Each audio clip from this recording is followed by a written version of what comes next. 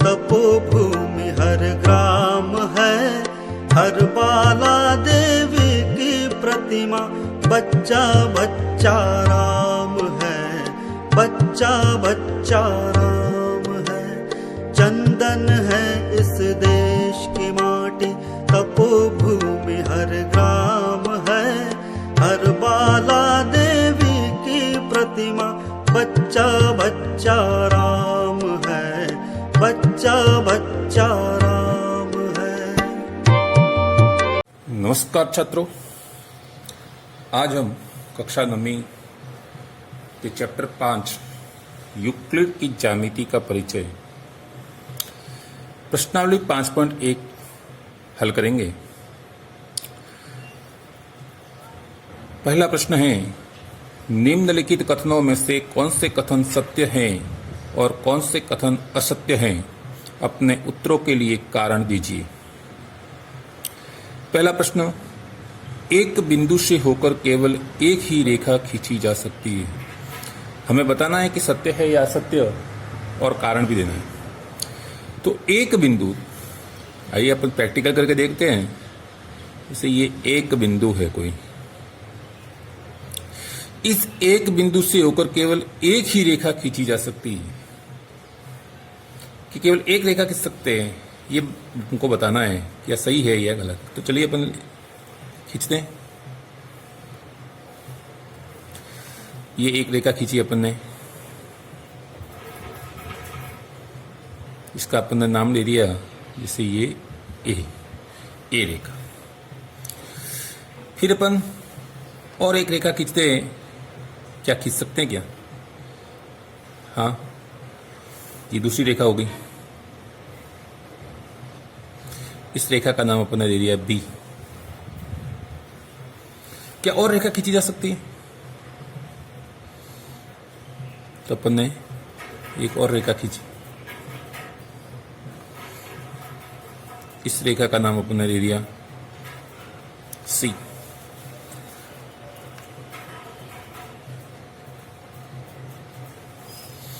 इस रेखा का नाम दे दिया अपन ने डी। तो अपन देखते हैं कि एक ही बिंदु से अनेक रेखाएं खींची जा सकती हैं। यहां पर दिया हुआ कि एक बिंदु से होकर केवल एक ही रेखा खींची जा सकती है, यानी कि यह कथन असत्य है।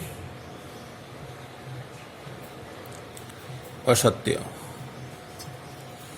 क्योंकि एक बिंदु से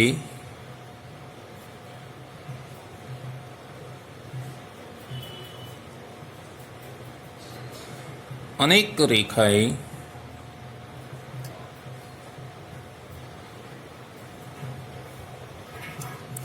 खींची जा सकती हैं।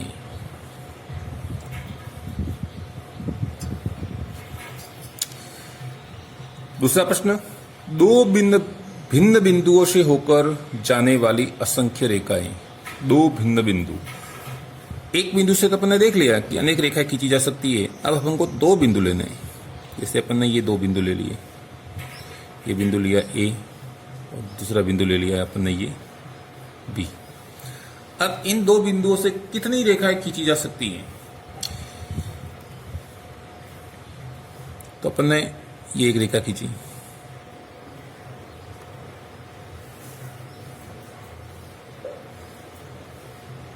जैसे इस रेखा का नाम अपन ने दिया पी। पी रेखा है जो ए और बी दोनों से गुजर रही है। अब इसके अलावा और कौन सी रेखा है? जैसे अपन ए के ऊपर खींचते हैं और दूसरी लाइनें, अपन को यह तो पता है कि एक बिंदु से अनेक रेखा खींची जा सकती है।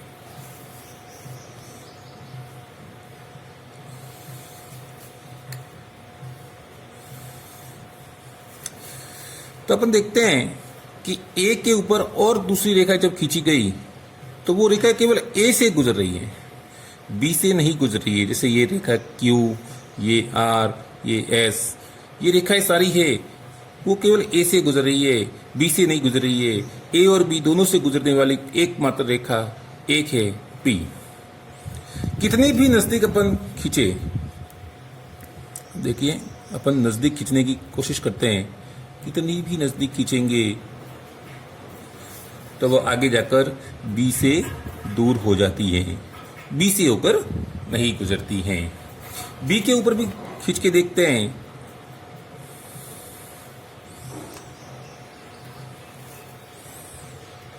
तो वह केवल बी से ही गुजर रही है, ए से नहीं गुजर रही है।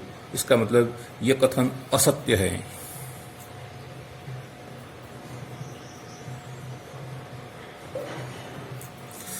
दो बिंदुओं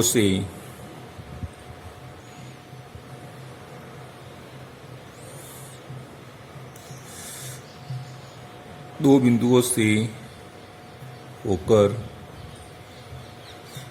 गुजरने वाली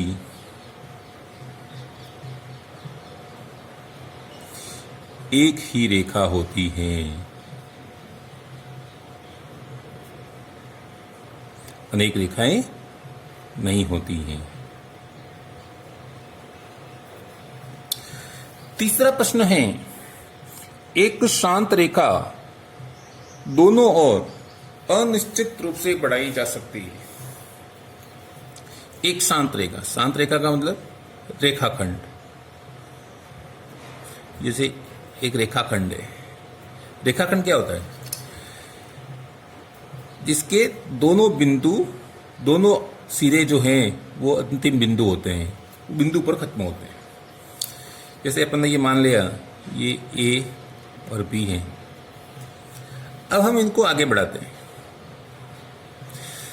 आगे निरंतर बढ़ाई जाती है, लेकिन देखने के लिए कि हाँ आगे बढ़ाया गया, इसलिए इसको मैं डॉट डॉट के रूप में बना रहा हूं, ताकि पता चले कि हाँ इस रेखा को आगे बढ़ाया गया है। इसको असीमित रूप से कितना भी आगे बढ़ाया जा सकता है। तो हाँ, इसको अपन कहेंगे सत्य है, यह आगे बढ़ाई जा सकती है।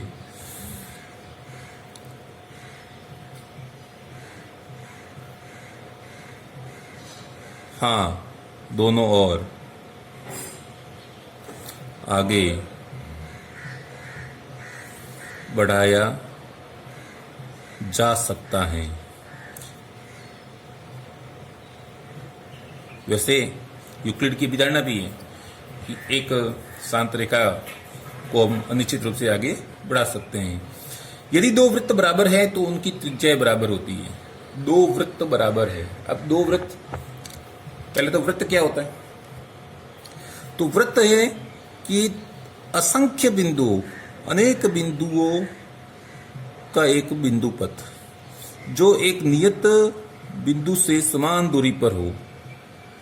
जो नियत बिंदु है उससे समान दूरी पर स्थित बिंदुओं का एक बिंदु पथ। तो दो वृत्त हैं जो समान हैं। समान का मतलब इस वृत्त की परिधि और इस वृत्त की परिधि बराबर है। या ऐसे कहे कि इस पहले वृत्त के ऊपर दूसरा वृत्त रखे या दूसरे वृत्त पर पहला वृत्त रखे तो वो एक दूसरे को समान रूप से ढक जाते हैं, तो वो समान वृत्त है। तो ऐसे वृत्तों की जो त्रिज्या है वह समान होगी। लिखेंगे सत्य है।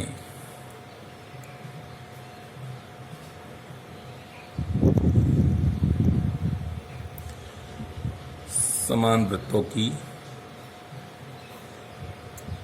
त्रिज्याएं समान होती हैं।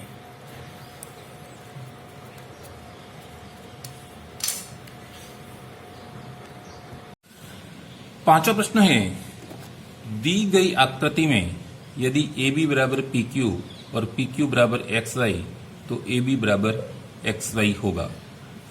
देखिए यहां पर दिया गया है कि ए बी और पी क्यू ये समान है, मान लिया ये एक नंबर। और फिर इन्होंने कहा कि पी क्यू बराबर एक्स वाई, ये आपका नंबर 2। अब यहां पर ये कहते हैं कि ये दोनों रेखाखंड है वो आपस में बराबर है। दूसरी शर्त में ये कहा जा रहा है कि ये जो दो रेखाखंड है ये आपस में बराबर है। तो 1 व 2 से अब यूक्लिड की 1 अब लिखते हैं कि कोई वस्तु, एक वस्तु है तो अन्य दो वस्तुओं से समान है। कोई भी वस्तु है वो अन्य दो वस्तुओं के बराबर है, तो वो दोनों वस्तुएं भी आपस में बराबर होती हैं। इसलिए यहां पर ये ए बी बराबर एक्स वाई है। ए बी और एक्स वाई है वो समान है, इसलिए कथन सत्य है।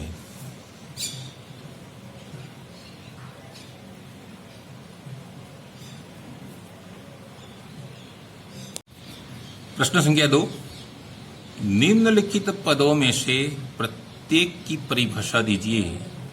क्या इनके लिए कुछ ऐसे पद हैं जिन्हें परिभाषित करने की आवश्यकता है? वे क्या हैं और आप इन्हें कैसे परिभाषित कर पाएंगे? तो सबसे पहले तो ये इनकी परिभाषा लिख देते हैं, फिर इनके लिए क्या आवश्यकता पड़ी उनको बाद में अपन देख लेंगे।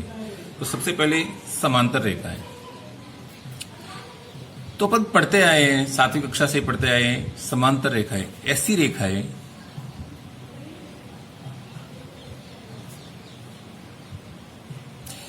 ऐसी रेखाएं जो सदैव समान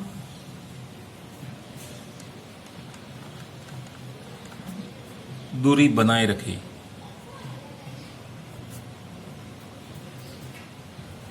ऐसी रेखा जो सदैव समान दूरी बनाए रखे, आपस में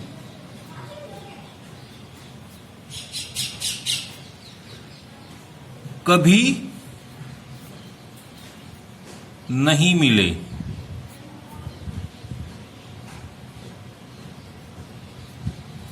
समांतर रेखाएं कहलाती हैं।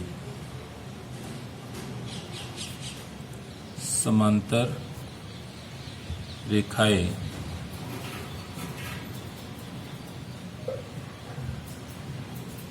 कहलाती हैं। दूसरी है लंब रेखाएं। लंब रेखाएं, अब इससे पहले जो समांतर रेखा, जैसे समांतर रेखा कैसे खींचते हैं, ये देखो, ये जो समांतर रेखा है, ऐसी रेखाएं जो आपस में हमेशा समान दूरी पर रहती है। कहीं भी नाप लो, इनके बीच की दूरी होती है वो समान रहती है, जो इसलिए ये आपस में कितनी भी आगे खींची, यानी निश्चित दूरी तक इसको आगे बढ़ा दिया जाए, फिर भी ये आपस में नहीं मिलती है। लंब रेखाएं ऐसी रेखा है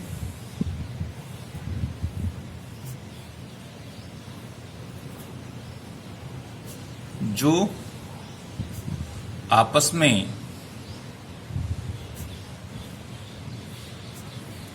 90 डिग्री का कोण बनाते हुए मिले। देखिए, जैसे ये रेखा है, अब इसके ऊपर ये दूसरी रेखा आएगी, सीधी रेखा, और आपस में जहां भी मिलेगी वहां 90 डिग्री का कोण बनेगा। तो ये लंब रेखाएं कहलाती हैं। रेखाखंड, बिंदुओं का ऐसा समुच्चय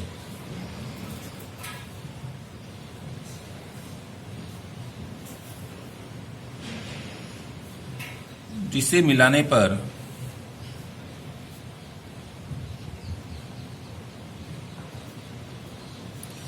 सरल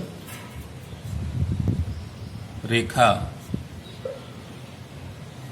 प्राप्त हो,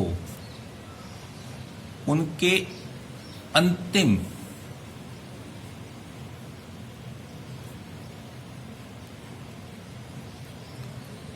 सिरे बिंदु हो। जैसे ये एक रेखाखंड है, इसकी जो अंतिम सिरे हैं वो बिंदु पर समाप्त हो रहे हैं, यानी उनके अंतिम सिरे वो बिंदु है, पॉइंट है। उन्हें हम रेखाखंड कहते हैं।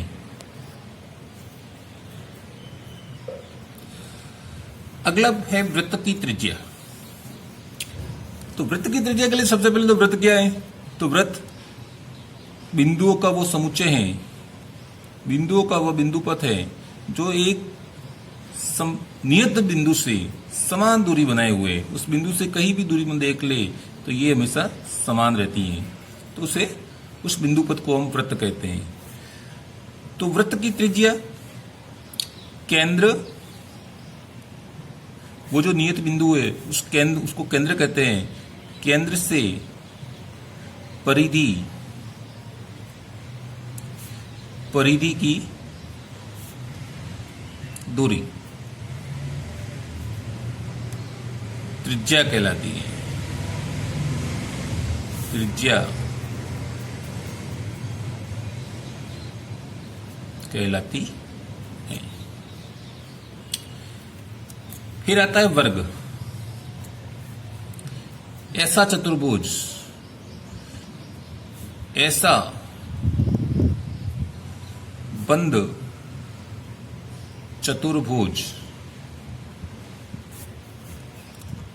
या ऐसी चार भुजाओं की बंद आकृति जिसका प्रत्येक कोण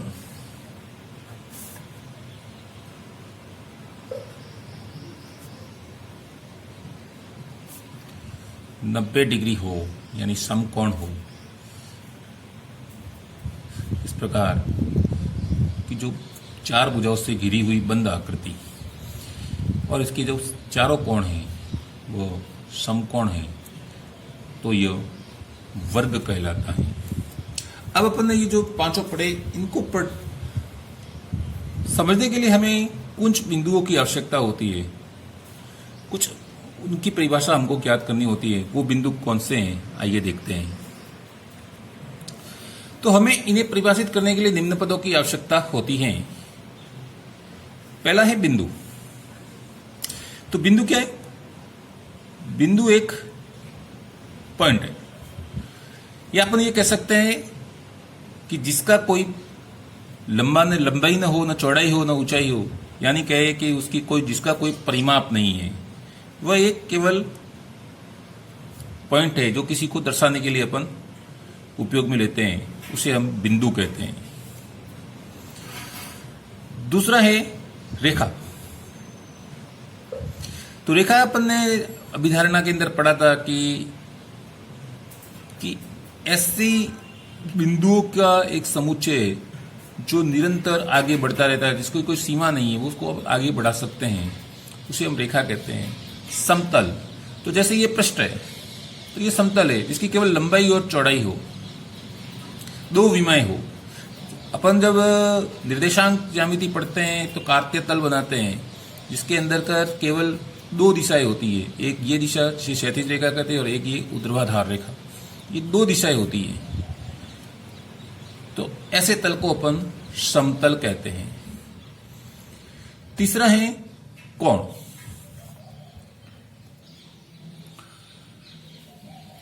कोण तो ऐसी दो रेखाएं या कहे किरण जिनका एक बिंदु उभयनिष्ठ हो, एक उभयनिष्ठ बिंदु से खींची जाने वाली दो रेखाएं या किरण जब खींचते हैं तो बनने वाली आकृति कोण कहलाती है। चौथा था वृत्त। तो वृत्त को परिभाषित करने के लिए मैंने अभी बताया ऊपर कि बिंदुओं का ऐसा समुच्चय या बिंदुओं का ऐसा बिंदु पथ जो एक नियत बिंदु से समान दूरी पर हो, तो उसे वृत्त कहते हैं। चतुर्भुज। चतुर्भुज चार भुजाओं से घिरी हुई बंद आकृति, जिन्हीं चार भुजाओं से घिरी हुई आकृति जिसका प्रथम बिंदु, अभी ये प्रथम बिंदु, यहां से अपन प्रारंभ हुए और अंतिम बिंदु भी वही हो, यानी बंद आकृति। चार भुजाओं से घिरी हुई बंद आकृति को हम चतुर्भुज कहते हैं। तो इन बिंदुओं की हमें आवश्यकता होती है, इनकी आवश्यकता से उन परिभाषाओं को हम आसानी से समझ सकते हैं। तो यहां पर मैंने आपको इन सब की डेफिनेशन समझा रही है। इन डेफिनेशनों को याद रखना जरूरी है, आगे ये डेफिनेशन हर जगह काम आएगी।